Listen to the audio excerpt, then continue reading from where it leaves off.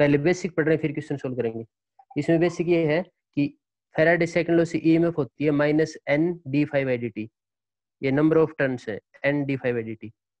Primary कोयल की बात करेंगे तो प्राइमरी कोयल के टर्न, सेकेंडरी कोयल की बात करेंगे तो सेकेंडरी कोयल के टर्न। फ्लक्स दोनों में कॉमन होता है, इसलिए मैंने यहाँ पे प्राइमरी सेकेंडरी नहीं लगाया, ये सेम है तो सेम लिख दिया। अब इन दोनों को आपस में डिवाइड करते हैं, और इन दोनों को आपस में डिवाइड करेंगे ना, इस फॉर्मूले को इससे डिवाइड कर दो, तो इस फॉर्मूले को इससे डिवाइड करेंगे तो d⁵dt से ये तो कट जाएगा, है ना, माइनस से माइनस भी कट जाएगा, Np/ns आ गया, Np/ns। ठीक है, इतना आ गया। ये इसका मतलब ये है ईएमएफ और नंबर ऑफ टर्न के डायरेक्टली प्रोपोर्शनल। तो देखो ये फॉर्मूला आ गया EP/ES Np/ns। इसको उल्टा कर लो, इसको उल्टा कर लो, इसको ऊपर कर दो, ऊपर वाले को नीचे कर दो।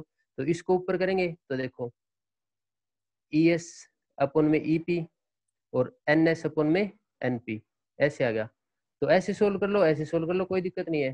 तो रिया ने जो फॉर्मूला बताया वो यही तो है, voltage of secondary coil, voltage of primary coil, ये ईएमएफ या वोल्टेज वही तो बात है, voltage of secondary coil, voltage of primary coil, और ये NS/NP, मतलब वोल्टेज और number of turn directly proportional होते हैं। तो ये फॉर्मूला कहाँ से आया, इससे आएगी, ठीक है ना। तो देखो फिर ये कह रहा है to get output at 230 volt. Output तो सेकेंडरी कोयल पे लेते हैं, तो सेकेंडरी कोयल की वोल्टेज 230, तो सेकेंडरी कोयल की वोल्टेज यहाँ पे है ना, ये सेकेंडरी की वोल्टेज 230, और यहाँ पे क्या कर रहा है, input power at 230। Input power तो प्राइमरी कोयल पे लेते हैं, है ना, प्राइमरी ट्रांसफॉर्मर में, तो प्राइमरी वोल्टेज भी इतनी है, तो दोनों वोल्टेज इक्वल है, तो यहाँ पे भी 230 आएगा, यहाँ पे 230।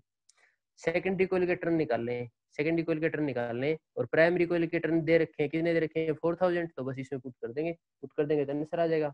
देखो कोयल आउटपुट की वोल्टेज इतनी दे रखी है ना, तो ये सेकेंडरी कोयल आउटपुट, इनपुट की वोल्टेज भी 230 ही दे रखी है, और कुछ अलग दे रखी हो तो वही पुट कर लो, उससे आंसर आ जाएगा। सेकेंडरी कोयल के टर्न निकालने, सेकेंडरी कोयल के निकालने, प्राइमरी कोयल के 4000 दे रखे हैं, ये कट गए, इसको इधर ले जाओ, तो सेकेंडरी कोयल में भी उतने ही टर्न है। अगर इनपुट वोल्टेज और आउटपुट वोल्टेज ट्रांसफॉर्मर की सेम रखनी है तो नंबर ऑफ टर्न्स भी प्राइमरी और सेकेंडरी के सेम ही रहेंगे, ठीक है। कोई डाउट है तो बताओ, कुछ भी पूछना हो तो बताओ, ठीक है। नेक्स्ट क्वेश्चन पे चलते हैं। नेक्स्ट क्वेश्चन एमसीक्यू क्वेश्चन करते हैं अब, क्योंकि एग्जाम में एमसीक्यू क्वेश्चन भी आएंगे। तो एनसीईआरटी के क्वेश्चन इंपॉर्टेंट मैंने करवा दिए, इसमें बाकी रहते हो सिंपल हैं, वो करके देख लोगे, कोई भी डाउट हो तो पूछ लोगे। एमसीक्यू क्वेश्चन करने, तो अभी मैं दिखाता हूँ, नोटबुक और पेन रेडी करो, और क्वेश्चन करने से पहले फॉर्मूले पे कॉन्फिडेंस होना चाहिए, फॉर्मूला अगर याद है तो क्वेश्चन हो जाएगा। चलो मैं क्वेश्चन दिखाता हूँ, इसका फर्स्ट क्वेश्चन सोल्व करना है। क्या दे रखा है, an electric bulb marked as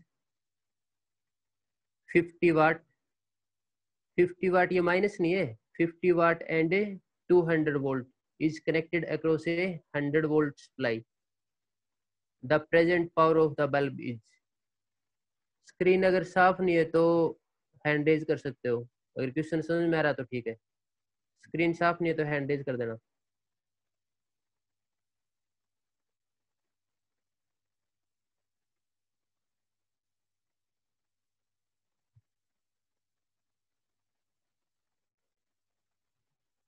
ठीक है, क्वेश्चन देखो और सोल्व करो और बताओ आंसर। इलेक्ट्रिक बल्ब के बारे में दे रखा है कि इलेक्ट्रिक बल्ब के ऊपर क्या लिखा हुआ है, मार्किंग क्या है, 50 वोल्ट एंड 200 वोल्ट, ये बीच में माइनस नहीं है, डैश है, तो बल्ब की पावर कितनी है वो बताना है।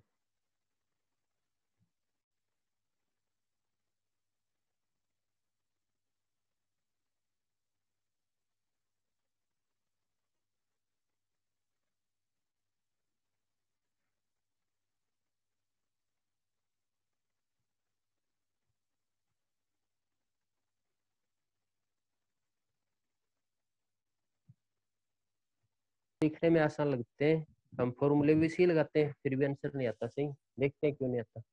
देखो ऐसे का रखा है, एक इलेक्ट्रिक बल्ब है, ये इलेक्ट्रिक बल्ब है, ठीक है, इसके ऊपर मार्किंग कर रखी है, मार्किंग क्या कर रखी है, 50 वोल्ट और 200 वोल्ट, ये मार्किंग कर रखी है, बल्ब के ऊपर लिखा हुआ है ऐसा। Connected to a 100 volt supply, और ये कौन सी सप्लाई से कनेक्टेड है, 100 वोल्ट की सप्लाई से कनेक्टेड है, ठीक है ना, ये बन गया डायग्राम। ठीक है, पूछ क्या रखा है, इस बल्ब की प्रेजेंट पावर कितनी है, प्रेजेंट पावर, ये तो इस पे लिखा हुआ है ना, ये तो लिखा हुआ है, लेकिन यहाँ से इस वोल्टेज से सप्लाई जाएगी तो इसमें कितनी पावर है वो निकालना है। ठीक है, चलो देखो फिर क्वेश्चन के ऊपर जो भी मार्किंग लिख रखी है ना, इस मार्किंग का मतलब है ये बल्ब है 50 वोट का है, कई बल्ब 100 वोट के भी आते हैं, आजकल जो एलईडी लगाते हैं ना घरों में, एलईडी बल्ब, वो 10 वोट के भी आते हैं, 5 वोट के भी आते हैं, है ना, तो इसके ऊपर लिख रखा कि इतने वोट का है, और ये इतनी सप्लाई तक सेंड कर सकता है। 200 वोल्टेज का मतलब 200 तक इसमें वोल्टेज आएगी ना तो इसको कोई दिक्कत नहीं है, 200 से ज्यादा वोल्टेज आएगी तो उसके ऊपर ये ऑपरेट नहीं होगा, ये बर्न हो जाएगा, जल जाएगा ये, ठीक है ना। तो इसके ऊपर जो भी मार्किंग लिख रखी है इसके सेफ्टी फीचर है या फिर इसके बारे में बताते हैं। तो ये 50 वोल्ट का है और 200 वोल्ट तक सप्लाई ये सेंड कर सकता है, उस पर ऑन हो सकता है, इससे ज्यादा पे ऑन नहीं होगा, इसकी लिमिट दे रखी है, इसकी लिमिट दे रखी है ना, तो इसी हिसाब से इसमें रेजिस्टेंस भी होगा, अगर इतने वोल्टेज को सेंड कर सकता है इससे ज्यादा सेंड नहीं कर सकता, इसमें रेजिस्टेंस भी होगा ना इसी हिसाब का। तो देखो यहाँ पे पावर दे रखी है ना, ये तो वोट है तो पावर है, और ये वोल्टेज दे रखी है, पावर और वोल्टेज दे रखी है, और पावर और वोल्टेज का ये फॉर्मूला हमने पढ़ रखा है, P equal to V square by R, P equal to V square by R. तो इन वैल्यू से हमें ये पता लग जाएगा कि इस बल्ब का रेजिस्टेंस कितना है, तो यहाँ से हम बल्ब का सबसे पहले रेजिस्टेंस निकाल लेंगे। जब भी ऐसा कोई क्वेश्चन दे रखा हो ना कि बल्ब के ऊपर इतनी मार्किंग है, तो उस मार्किंग से हमें ये पता लग जाएगा इसका रेजिस्टेंस कितना है, तो इसका रेजिस्टेंस हम इस फॉर्मूले से निकाल लेंगे। पावर का फॉर्मूला पढ़ा ना, P equal to V I, और आई की जगह लिखते हैं वी बाई आर, तो वी स्क्र बाई आर, तो P equal to V square by R, यहाँ से फॉर्मूला है, आर निकालना है तो आर को इधर ले जाओ, पी को इधर ले जाओ, तो ये हो गया वी स्क्र बाई पी, इतना हो गया, तो आर निकाल लेंगे, वी स्क्र 200 है ना, 200 है तो इसका स्क्वायर करेंगे, तो 200 का स्क्वायर करेंगे तो इतना आ गया, 200 का स्क्वायर इतना आ गया, ठीक है। नीचे क्या पी, पी की वैल्यू 50 है, तो पी की वैल्यू 50 है, इससे काट देंगे, इसको इससे काटेंगे तो 8 आ गया, आगे 2 जीरो बच गई, रेजिस्टेंस 800 ओम आ गया, 800 ओम आ गया। अब सप्लाई यहाँ से जाएगी, है ना, यहाँ से सप्लाई जाएगी, तो अब इसमें कितनी पावर बनेगी वो निकालनी है। तो अब हमारे पास देखो एक तो रेजिस्टेंस है और एक ये वोल्टेज है ना, यहाँ से सप्लाई जाएगी तो एक ये वोल्टेज है, एक हमारे पास रेजिस्टेंस है और एक हमारे पास अब ये वाली वोल्टेज है, और यहाँ से सप्लाई जाएगी तो यहाँ पे पावर कितनी बढ़ेगी, तो हमारे पास वोल्टेज और रेजिस्टेंस है, और वोल्टेज और रेजिस्टेंस हो तो पावर का फॉर्मूला ये है ना, नई पावर, तो नई पावर यहाँ से बना लेते हैं। पावर का फॉर्मूला क्या है, वी स्क्वायर बाई आर, तो वी स्क्वायर बाई आर। अब जो पावर बनानी है वो इस वोल्टेज से बनानी है कि यहाँ से सप्लाई जाएगी तो पावर कितनी बनी, तो अब वोल्टेज हम ये वाली वोल्टेज यूज करेंगे 100 वाली, और इसका स्क्वायर करेंगे तो इतना आ जाएगा, है ना, इतना। और रेजिस्टेंस कितना आया, रेजिस्टेंस इतना आया। तो कुछ बच्चे यही गलती करते हैं कि यहाँ पे वोल्टेज कौन सी लें और यहाँ पे वोल्टेज कौन सी लें, जब इस बल्ब का रेजिस्टेंस निकालेंगे ना तो इसके जो ऊपर जो लिख रखी है वो वोल्टेज लेंगे, और फिर इसमें कितनी पावर कंज्यूम होगी वो वाली वोल्टेज यहाँ से लेंगे, क्योंकि यहाँ से फिर सप्लाई जाएगी तो इस वोल्टेज की कितनी पावर कंज्यूम हुई है, तो लास्ट में यहाँ पे वोल्टेज ये वाले लेंगे, ये वाले लोगे तो गलत आ जाएगा। तो चलो सोल्व करते हैं, 2 जीरो से 2 जीरो कैंसिल, और 4 से इसको काट लेते हैं, 4 से काटेंगे तो ऊपर आया 25, है ना, और नीचे आएगा 2, और 25 को 2 से डिवाइड करेंगे तो 12.5, तो 12.5 वोट इसका आंसर आ गया, ठीक है ना। तो इसका सी ऑप्शन सही है, सी ऑप्शन सही है, ठीक है। तो जो हम गलती करते हैं ना बीच में, गलती करने के बाद जो आंसर आता है 25 भी आएगा, कईयों का 10 भी आएगा, कईयों का ये भी आएगा, गलती करने से, तो सारे आंसर इसमें दे रखे हैं। कुछ पूछना हो तो बताओ, हैंड रेज कर सकते हो, कुछ भी पूछना हो तो बताओगे। नेक्स्ट इसी का सेकंड क्वेश्चन करना है, एक बार क्लियर हो जाता है उसके बाद स्क्रीन क्लियर करते हैं।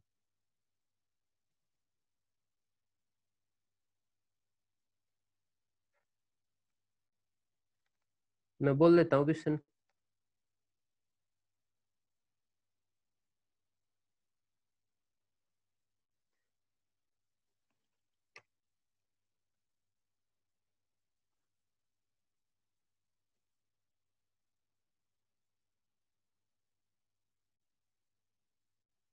देखो क्वेश्चन ये दे रखा है, same current is flowing in two AC circuit, दो एसी सर्किट है उनमें सेम करंट फ्लो कर रहा है, first contains only inductance and second contains only capacitance.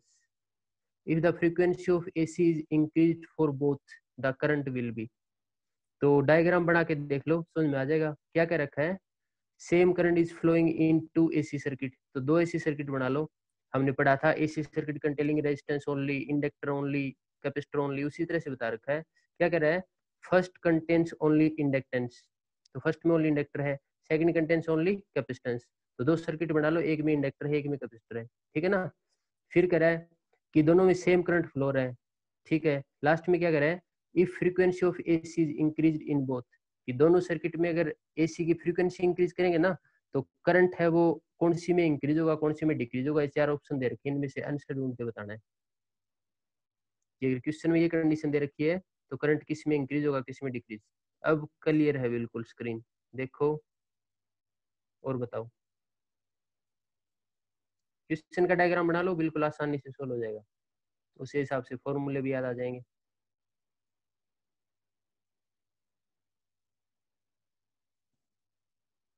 बीस क्वेश्चन एमसीक्यू आते हैं 12th के बोर्ड एग्जाम में, इसी तरह के क्वेश्चन आते हैं वो, आसान है बिल्कुल, प्रैक्टिस करोगे तो कोई नंबर नहीं कटेगा।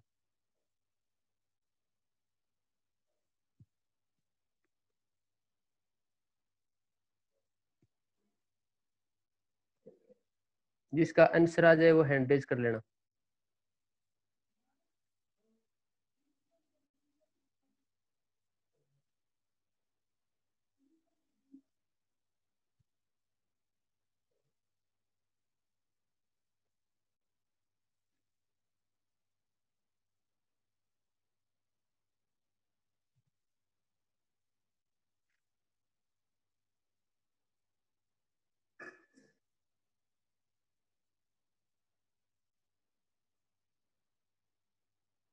देखो, और अब सोल्व करने से तुम्हें ऐसे लगेगा कि ये तो इससे तो आसान क्वेश्चन ही नहीं हो सकता। स्क्रीन अभी क्लियर कर देते हैं, उसके बाद सोल्व करते हैं, ठीक होगी स्क्रीन क्लियर। ऐसे कह रहा था कि दो एसी सर्किट थी, फर्स्ट एसी सर्किट में ओनली इंडक्टर है, तो ये रही एसी सर्किट, और फर्स्ट एसी सर्किट में ओनली इंडक्टर है, ठीक है, ये रहा। दूसरी एसी सर्किट, दूसरी एसी सर्किट में ओनली कैपेसिटर है, ये रहा कैपेसिटर। बन गया डायग्राम। ये कह रहा था same current flowing into AC circuit, दोनों में सेम करंट फ्लो हो रहा है, दोनों के अंदर सेम करंट फ्लो हो रहा है, ठीक है। आगे क्या कह रहा है, if frequency of AC is increase, ये एसी है ना, इसकी अगर फ्रीक्वेंसी हम इंक्रीज करें तो क्या होगा। फ्रीक्वेंसी ये भी है और ये भी है ना, ये angular frequency simple frequency. Frequency increase करेंगे तो हम ये देख लेते हैं इसका रेजिस्टेंस बढ़ेगा या घटेगा। इसका रेजिस्टेंस क्या होता है, इसका रेजिस्टेंस तो ये होता है, इसका नाम है इंडक्टिव रिएक्टेंस। इसका रेजिस्टेंस क्या होता है, इसका रेजिस्टेंस तो ये होता है, इसका नाम है कैपेसिटिव रिएक्टेंस। इसका रेजिस्टेंस एक्सएल है, एक्सएल की वैल्यू ओमेगा एल। इसका रेजिस्टेंस एक्ससी है, इसका फॉर्मूला है 1/ओमेगा सी। अब देख लो, ये कह रहा है कि फ्रीक्वेंसी दोनों में इंक्रीज करेंगे, तो देखो यहाँ पे अगर फ्रीक्वेंसी इंक्रीज करेंगे ओमेगा तो रेजिस्टेंस तो इंक्रीज होगा। तो यहाँ पे इस केस में अगर हम फ्रीक्वेंसी को इंक्रीज करेंगे ना तो देखो एक्सएल भी इंक्रीज होगा, एक्सएल भी इंक्रीज होगा। लेकिन यहाँ पे अगर हम फ्रीक्वेंसी इंक्रीज करेंगे ना तो ये तो इनवर्सली प्रोपोर्शनल है, यहाँ पे फ्रीक्वेंसी इंक्रीज करेंगे तो इनवर्सली प्रोपोर्शनल है। तो यहाँ पे अगर हम फ्रीक्वेंसी इंक्रीज करेंगे तो एक्ससी डिक्रीज होगा, एक्ससी डिक्रीज। इसका मतलब यहाँ पे रेजिस्टेंस डिक्रीज होगा, और यहाँ पे रेजिस्टेंस डिक्रीज होगा तो यहाँ का करंट इंक्रीज होगा। अगर इस सर्किट का ओमेगा बढ़ाने से अगर ये घटेगा, ये क्या है रेजिस्टेंस, कैपेसिटिव रिएक्टेंस और effective resistance of a capacitor. ये बढ़ाने से अगर ये डिक्रीज होगा तो रेजिस्टेंस डिक्रीज होगा, रेजिस्टेंस डिक्रीज होगा तो यहाँ का करंट इंक्रीज होगा। यहाँ पे देख लो, ओमेगा बढ़ाएंगे रेजिस्टेंस बढ़ेगा, तो यहाँ का रेजिस्टेंस बढ़ेगा तो यहाँ का करंट डिक्रीज होगा, तो यहाँ का करंट डिक्रीज होगा। तो फर्स्ट सर्किट का करंट डिक्रीज होगा और दूसरी सर्किट का करंट इंक्रीज होगा, ये आंसर है। इससे आसान क्वेश्चन हो सकता है कोई, देखो क्या आंसर है। इसके चार ऑप्शन, ये कह रहा है इंक्रीज इन फर्स्ट सर्किट गलत है, इंक्रीज इन बोथ सर्किट गलत है, डिक्रीज इन बोथ सर्किट गलत है, decrease in first circuit and increase in second circuit, fourth answer है। बिल्कुल आसान क्वेश्चन। थर्ड क्वेश्चन भी इस जितना ही आसान है। थर्ड क्वेश्चन देख लो, इस जितना ही आसान है, और सोल्व करके दिखाओ। क्वेश्चन का आंसर ना है वो बात अलग है, फॉर्मूला पक्का याद होना चाहिए क्या निकालना है। गिवन क्या है मैं पढ़ के बता देता हूँ। In an AC circuit V and I are given by, voltage इतनी दे रखी है 100 साइन 100 टी वोल्ट, करंट दे रखा आई है, I equal to 100 sine 100 T plus pi by 3 milli ampere. ये करंट की इक्वेशन है और ये वोल्टेज की इक्वेशन है। क्या निकालना है?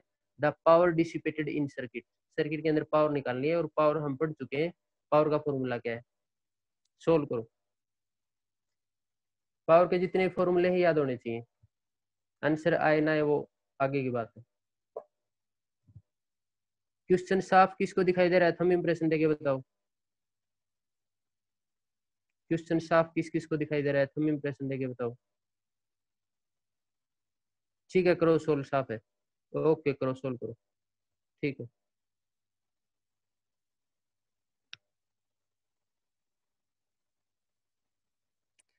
क्वेश्चन में वोल्टेज दे रखी है 100 साइन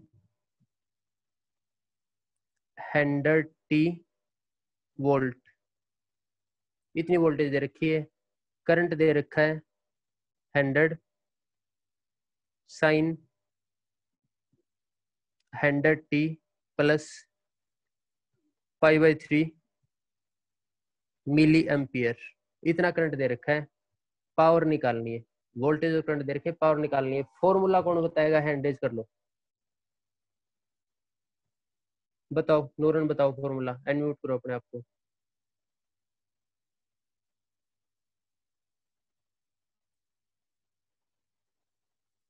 माइक ऑन करो, बोलो।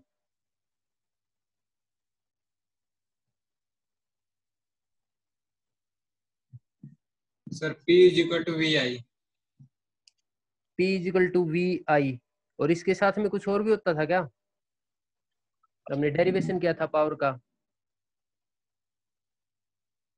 P is equal to V I, आगे भी कुछ था?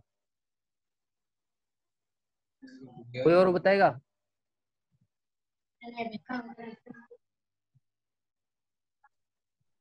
Sir cos phi. ठीक है, cos फाई, ठीक है। आगे था cos फाई। कुछ क्वेश्चन में हम ये लिखते नहीं है, जैसे मैंने यहाँ पे नहीं लिखा था, है ना, यहाँ पे नहीं लिखा था, सीधा ही कर दिया। यहाँ पे क्यों नहीं लिखा था? अभी बता देता हूँ क्यों नहीं लिखा था यहाँ पे। देखो, हमने एसी सर्किट पढ़े हैं बहुत सारे, और उनको पढ़ के डेरिवेशन करके और एग्जाम में लिखा है, वो कोई पढ़ाई नहीं होती। उसको हमेशा ध्यान में रखना, और उनका मीनिंग क्या है वो ध्यान में रखना, वो होती है पढ़ाई। हमने ऐसे पढ़ा था कि सर्किट में अगर ओनली रेजिस्टेंस है ना, सर्किट में ओनली रेजिस्टेंस है तो फेज डिफरेंस 0 होता है। अगर सर्किट के अंदर इंडक्टर है ना तो फेज डिफरेंस पाई बाई 2 होता है। अगर सर्किट के अंदर कैपेसिटर है तो भी फेज डिफरेंस पाई बाई 2 होता है, सेम होता है। ऐसे पढ़ा था हमने। ये क्वेश्चन हमने सोल्व किया ना, इसमें बल्ब था, मैंने बताया कि बल्ब का रेजिस्टेंस इस फॉर्मूले से निकाल लेंगे, तो ये होगा AC circuit with resistance only. इस बल्ब में रेजिस्टेंस है, इंडक्टर नहीं है, यहाँ पे रेजिस्टेंस है। और रेजिस्टेंस है तो देखो फिर सर्किट में अगर रेजिस्टेंस है तो फेज डिफरेंस 0 होता है, यहाँ पे 0 पुट करो। कोस 0 तो 1 होता है, और कोस 0 अगर 1 होता है तो यहाँ पे 1 पुट कर दो, वी आई आ गया। तो जहाँ पे पावर का फॉर्मूला वी आई लगेगा ना, कब लगेगा? जब सर्किट में ओनली रेजिस्टेंस है ना। ये स्टैंडर्ड का फॉर्मूला पावर का, वी आई कोस फाई। अगर सर्किट में ओनली रेजिस्टेंस है तो वहाँ पे फाई की वैल्यू हमने 0 पुट कर दी, क्योंकि फेज डिफरेंस 0 होता है, तो इसलिए इसकी वैल्यू 1 होती है। तो इसलिए वो बार बार ना बताएं, क्योंकि पहले पढ़ चुके हैं, इसलिए मैंने सीधा वी आई लिख दिया। ठीक है, चलो देखो अब। तो अब हमने यहाँ से सोल्व करना है। ये पावर थी ना, ये एवरेज पावर थी, एवरेज पावर। इसके अंदर ये वाली वोल्टेज और ये वाली वोल्टेज कौन थी? एवरेज वोल्टेज थी या आरएमएस वोल्टेज थी? ये बताओ। यहाँ पे जो मैंने लिख रखा है ये एवरेज वोल्टेज थी, एवरेज करंट था, या फिर आरएमएस थी? हैंडेज करके बता दो। ज्यादा क्वेश्चन सोल्व करने का कोई फायदा नहीं है कि हम जल्दी जल्दी सोल्व करके आगे बढ़ जाएं। हम जितने भी क्वेश्चन सोल्व कर रहे हैं कॉन्सेप्ट से समझ में आने चाहिए। अगर ये क्वेश्चन समझ में आ गए तो तुम 100 क्वेश्चन भी सोल्व कर सकते हो। अगर हम जल्दी जल्दी 100 क्वेश्चन सोल्व कर ले और बाद में तुम्हें मैं 3 क्वेश्चन दो, 3 भी सोल्व नहीं होंगे, तो ये बताओ। ये एवरेज पावर हमने निकाली, यहाँ पे ये वोल्टेज एवरेज थी या फिर इंस्टेंटेनियस थी या फिर आरएमएस वोल्टेज थी? कौन बताएगा?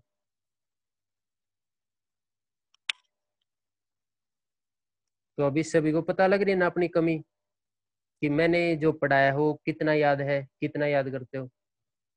बताओ, यस बताओ। अनम्यूट करो अपने आप को। सर VRMS थी। RMS थी, ठीक है। तो ये सारी चीजें याद रखनी है हमने। ये वोल्टेज RMS वोल्टेज है, सीधा भी लिख दिया क्योंकि हमें याद होना चाहिए RMS है, इसलिए साथ में RMS नहीं लिखा गया। ये RMS करंट है, ये कोस फाई। कोस फाई का मतलब इस वोल्टेज और इस करंट के बीच में जो भी फेज डिफरेंस है ना, वो फेज डिफरेंस यहाँ पे लिखेंगे, ठीक है ना। तो अब इसमें से ढूंढ के लिखनी है सारी वैल्यू, इसमें से ढूंढ के लिखनी है। V equal to V nought होता है, I equal to I nought होता है। तो V नोट की वैल्यू ये रही और I नोट की वैल्यू ये रही, ठीक है। अब देखो, पहले तो हम VRMS और IRMS ही निकाल लेते हैं। VRMS का फॉर्मूला होता है V nought by root two, या फिर E nought by root two, ये फॉर्मूला होता है। V नोट कितना है, ये V के आगे V नोट ही तो होता है, तो ये है V नोट 100। तो VRMS कितना हो गया, 100 by root two, 100 by root two. ऐसे हम IRMS निकालेंगे। ये I है, I equal to I nought होता है ना, तो RMS का फॉर्मूला यहाँ से बना लेंगे। I लिखेंगे तो यहाँ पे आई नोट बाई रूट टू, तो ऐसे ही यहाँ पे फॉर्मूला बन जाएगा। तो चलो देखो फिर, अगर हम IRMS निकाल लें तो क्या फॉर्मूला बनेगा, आई नोट बाई रूट टू, और क्वेश्चन के अंदर आई नोट की वैल्यू दे रखी है 100 और ये आ गया रूट टू, ठीक है ना। तो हमारे पास VRMS आ गया 100 बाई रूट टू, क्योंकि दोनों ये 100 दे रखे हैं, ठीक है। हमें कोस फाई और चाहिए, कोस फाई। कोस फाई क्या, फेज डिफरेंस। कोई बताएगा फेज डिफरेंस का मतलब क्या होता है, सिंपल सा मीनिंग बता दो कि फेज डिफरेंस का मतलब क्या है, बताओ, ताकि हम पीछे वाले इक्वेशन में ढूंढ सके।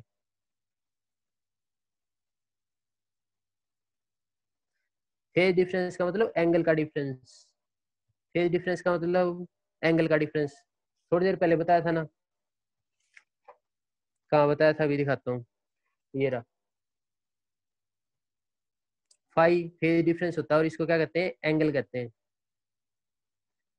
हम लिखते हैं साइन थीटा, और थीटा की जगह कई जगह साइन ओमेगा टी लिखते हैं। तो ये ओमेगा टी क्या है, फेज या फिर एंगल, है ना। फेज का मतलब ये एंगल होता है, सिंपल याद रखो इसको।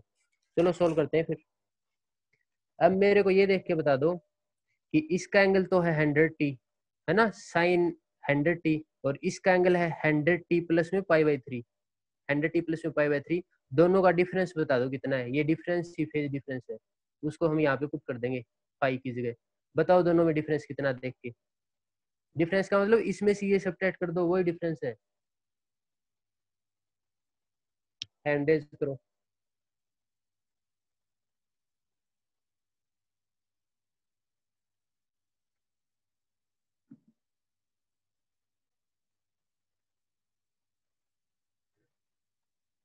बताओ नूरन।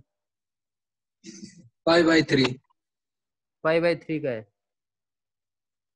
फेज डिफरेंस का मतलब इस वाले एंगल में से ये वाला एंगल सब्ट्रैक्ट कर दो। ये वोल्टेज है इसलिए इसकी यूनिट वोल्ट दे रखी है, ये करंट है इसलिए इसकी यूनिट मिली एम्पियर दे रखी है। मिली की जगह हम 10⁻³ यूज कर लेंगे, जहाँ पे भी करंट का यूज करेंगे। लेकिन अब हम फेज निकाल रहे हैं, तो देखो इसमें से ये सब्ट्रैक्ट करोगे तो 100t से 100t तो कैंसिल हो जाएगा, पाई बाई थ्री बचेगा, तो phase difference pi by three. तो ये फाइव की वैल्यू है ना, पाई बाई थ्री पुट कर देंगे, आगे आंसर। और करंट जो भी हमने निकाला ना, वो मिली एम्पियर में है, तो साथ में मिली एम्पियर का यूज करेंगे हम। तो देखो फिर, हमने वोल्टेज निकाल ली और करंट निकाला, ये मिली एम्पियर में है, और मिली के लिए 10⁻³ यूज करेंगे, ठीक है ना। ये याद रखना जरूरी है, नहीं तो इसी से गलती हो जाएंगी, ठीक है। तो जो ये फाई दे रखा ना, फाई, इस फाई की वैल्यू है पाई बाई थ्री, इस फाई की वैल्यू पाई बाई थ्री, बस इसकी वैल्यू पुट कर देंगे अब। पाई का मतलब 180 होता है ना, 180 को 3 से डिवाइड करोगे तो 60 होगा, cos 60 होता है 1/2, cos 60 1/2। क्या निकालना था, पावर निकालना था। पावर होती है VRMS इंटू IRMS। कितनी है VRMS, 100/√2। कितना है IRMS, 100/√2 इंटू में 10⁻³ 100/√2 इंटू में 10⁻³ तो VI आगे cos फाई, cos फाई की वैल्यू कितनी है 1/2, cos फाई की वैल्यू है 1/2। 10⁻³ -3 से 3 जीरो कट जाएंगी, है ना। जिसको समझ में नहीं आ रहा वो ऐसे देख लो कि 10⁻³ नहीं, इसको नीचे ले जाओ तो प्लस का 3 हो जाएगा। तो नीचे 3 जीरो है तो ऊपर वाले 3 जीरो कट जाएंगे, तो इससे 3 जीरो कट जाएंगे, 3 जीरो काट दिए हमने। क्या बच गया, ऊपर बच गया 10, ऊपर बच गया 10, नीचे क्या बच गया, इसको इससे मल्टीप्लाई करो 2 हो गया, और इसको मल्टीप्लाई करो 4, तो इतना बच गया। इसको इससे डिवाइड करेंगे तो 2.5 वोल्ट आ गया, ठीक है, तो कितनी पावर डिसिपेट होगी इसके अंदर? 2.5 वोल्ट। देख लो, कुछ भी पूछना हो तो बताओ, है ना। इन क्वेश्चन की प्रैक्टिस नहीं कर रखी इसलिए हार्ड लगते हैं, बिल्कुल आसान क्वेश्चन है। तो क्या है नेक्स्ट क्वेश्चन?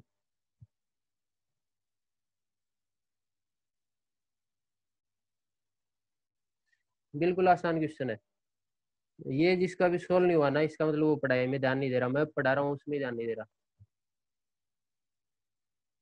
कौन सा क्वेश्चन करना है? 6 क्वेश्चन देख लो, 6 क्वेश्चन करना है।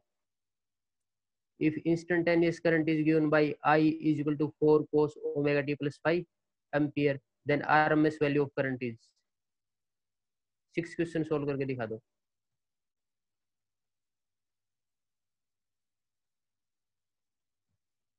फिर बोल के दिखा देता हूँ अगर ये वर्ड समझ में नहीं आ रहे हो तो। इफ इंस्टेंटेनियस करंट, 6 क्वेश्चन है। Instantaneous current is given by I equal to 4 cos omega t plus 5 ampere, then RMS value of current. 4 option दे रखे हैं, बताओ।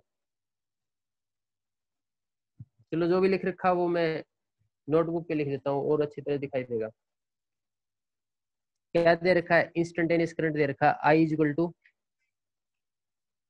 4 cos omega t plus 5। Instantaneous current इतना दे रखा है, क्या निकालना है? RMS value of current, RMS current निकालना है। ऑप्शन क्या दे रखे हैं? यहाँ पे इधर लिख देता हूँ, सोल्व करो। 4 एम्पियर, एम्पियर है, 2√2 एम्पियर, 2√2 है, 4√2, और फोर्थ ऑप्शन है 0 एम्पियर। सारे एम्पियर में आंसर है।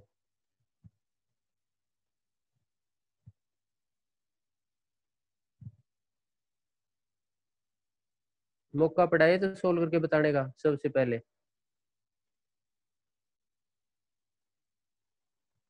चलो बताओ, खुशी बताओ।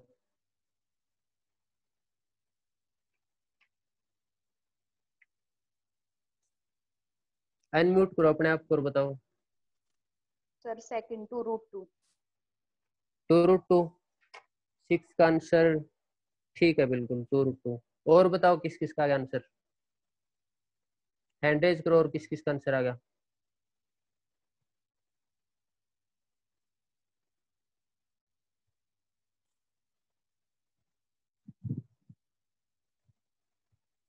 बाकियों का नहीं आया? चलो देखो फिर, आंसर तो कईयों का आ गया, पर वो इससे मैच नहीं हो रहा। जो आंसर आया तो हमारा सही है बिल्कुल, लेकिन इससे मैच नहीं हो रहा। क्यों नहीं हो रहा अभी देख लेते हैं। ये क्या है? आई नोट है ना। आरएमएस निकालना है।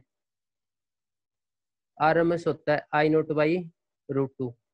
I naught by √2, I naught तो ये है, तो इसका मतलब 4/√2। कईयों का आंसर आ गया तुम्हारा 4/√2 आ गया ना कईयों का, पर इसमें तो नहीं है। यहाँ पे लिखा होता है ना नन ऑफ दीज, तब भी हम करने कह सकते कि इसमें नहीं है। देखो अभी इसी को सोल्व करके दिखाऊंगा, इसी में आंसर है। नीचे √2 √3 कुछ भी ऐसा मिल जाए ना, जब भी नीचे मिल जाए √2 √3, तो नीचे दे रखा उसी से मल्टीप्लाई करो और उसी से डिवाइड कर दो। √2 दे रखा था नीचे, इसी से मल्टीप्लाई करो, इसी से डिवाइड करो, कर दिया ना।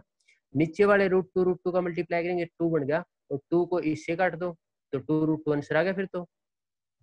और 2√2 तो देखो यहाँ पे है ऑप्शन में, तुम्हारा आंसर इतना आया था। मैक्सिमम करंट 4/√2, ऐसा ऑप्शन में नहीं है, तो क्या करोगे? नीचे √2 है तो सारे को √2 से मल्टीप्लाई करो, √2 से डिवाइड करो। यहाँ पे √3 होता ना तो भी ऐसे करते √3/3। ऐसा करने से देखो, नीचे √2 का मल्टीप्लाई करेंगे 2 बन गया, 2 से ये कट जाएगा तो 2√2 आंसर आ गया। ठीक है ना, ऐसे करते हैं देखो। और यहाँ पे लिख देते हैं ना नन ऑफ दीज, तुम कह देते कि ये फोर्थ आंसर है, लेकिन आंसर तो फिर भी सेकंड ही रहता। ध्यान से सोल्व करना है। मैं मोस्टली ऐसे क्यों मिलता है कि नीचे जो रूट होता है ना, उसका रूट नीचे से हटा के और ऊपर ले आते हैं, ऊपर ले आते हैं। कैसे लेके आते हैं? इस तरीके से। ठीक है, एक और क्वेश्चन करके दिखाओ।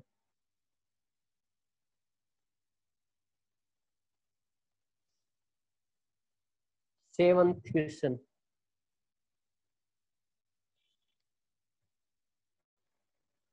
क्लियर कर देता हूँ मैं स्क्रीन एक बार।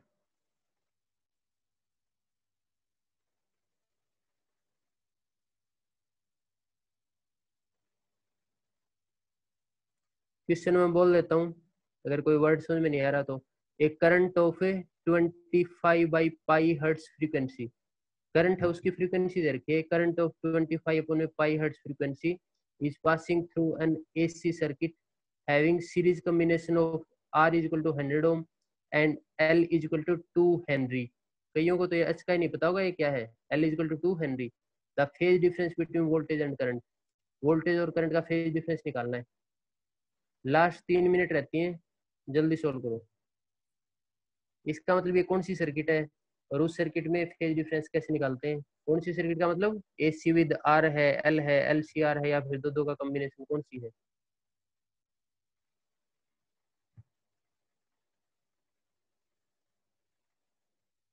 कौन बताएगा कौन सी सर्किट है, हैंड रेज करो। हमने 4-5 सर्किट का कॉम्बिनेशन पढ़ा था ना, उसमें से कौन सी सर्किट है, कौन बताएगा। AC सर्किट विद कौन सी है,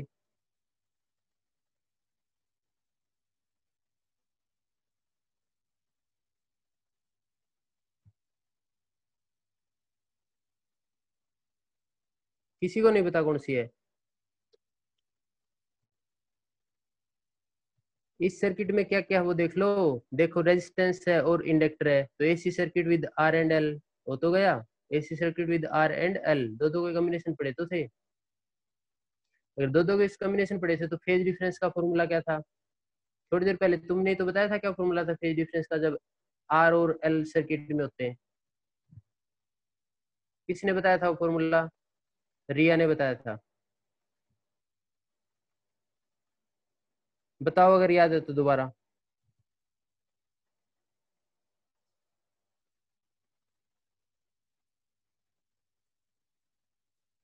चलो मैं नोटबुक दिखाता हूँ कहाँ पे बताया था।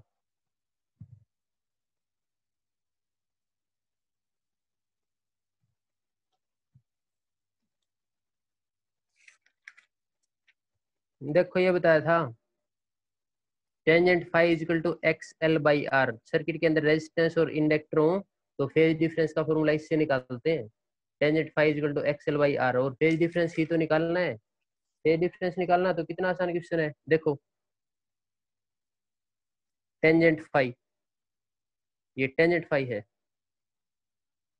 क्या है XL/R, XL की वैल्यू क्या है ω/L/R। क्वेश्चन में क्या क्या गिवन है, ऑप्शन डी।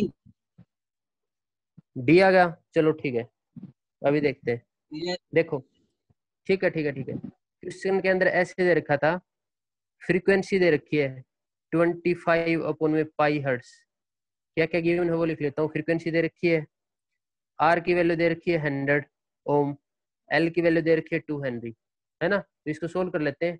ओमेगा की जगह लिख देंगे 2πf और एल, है ना, 2πf आगे एल, ये आर कर दो वैल्यू पुट 2, पाई को पाई रहने दो क्योंकि ये वैल्यू पुट करेंगे ना तो पाई कट जाएगा। एफ की वैल्यू ये रही 25/π, एफ की वैल्यू है 25/π, एल की वैल्यू कितनी है 2 है, एल की वैल्यू है 2, आर की वैल्यू कितनी है 100 तो 100, ठीक है ना। अब देखो काट दो, पाई से पाई कट गया,